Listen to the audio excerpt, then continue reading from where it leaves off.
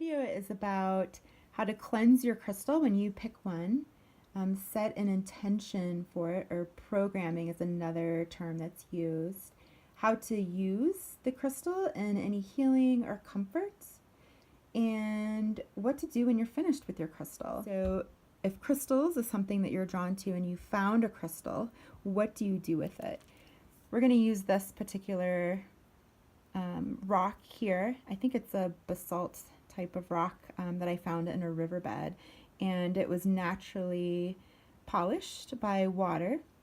I felt like this particular rock was already cleansed when I found it, because I found it in kind of a place that's away from people, and I felt like it had been on Mother Earth for so long and underneath so many moons that she didn't need to be cleansed. But when we buy one from a store that's polished and many hands have touched it, and maybe even chemicals have been used to treat it, which happens a lot with pure crystal forms. Very rarely do you find a crystal growing just like this. There's buildup of chemicals on it. So we want to cleanse those stones and remove any unwanted energy from other people. So a few ways to do that are to place them underneath the full moon. So you can place any crystals outside to be cleansed. You can also use salt. I like to use raw salt or pink Himalayan salt. And you can also bury them in the earth.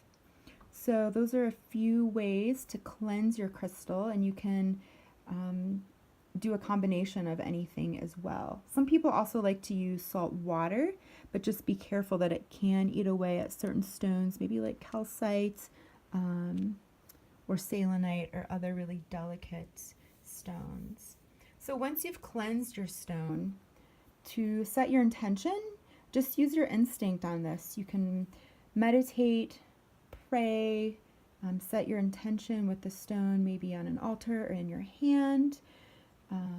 Place it on your body, just whatever you feel is best, and welcome the stone into your life, and let the stone know what you would like to heal or what you would like to be comforted, and put that intention and energy into that stone and just let it do its work. And once you've set that intention, there's many ways that you can connect with the stone. So you can place the stone on a particular chakra or area on your body. You can hold it while you're meditating. You can sleep with it near your chakra or by your bed or with you underneath the covers. You can place it on your altar. You can wear it like a ring or a bracelet or in a necklace. And you can keep it in your pocket. I actually wore a malachite in my bra. I normally don't wear a bra, but I wore a bra intentionally for about 3 months, and I kept not this particular malachite, but another one in my bra, because I really wanted to do some heavy heart healing after my divorce a few years ago, and it just felt really good and comforting to put this stone and have it close to my heart.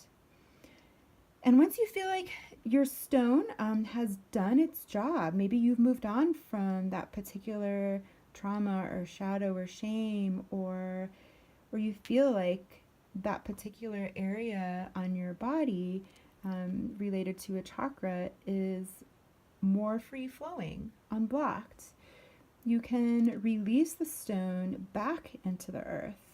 That's actually what I did with the malachite that I wore in my bra for so long. About a year later, I felt like it was time to release it, and it had done its job, and a lot of energy was let go over that time. And so I buried it back in the earth with the ceremony with my partner, and it was really beautiful, super simple.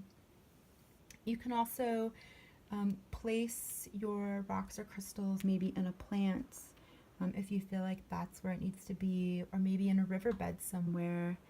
And maybe you have a friend that you want to gift a crystal to, and you feel like the crystal's job maybe isn't quite done yet, and it can help somebody else. So that's also another choice. But just be mindful about maybe clearing that energy before you give it to a friend.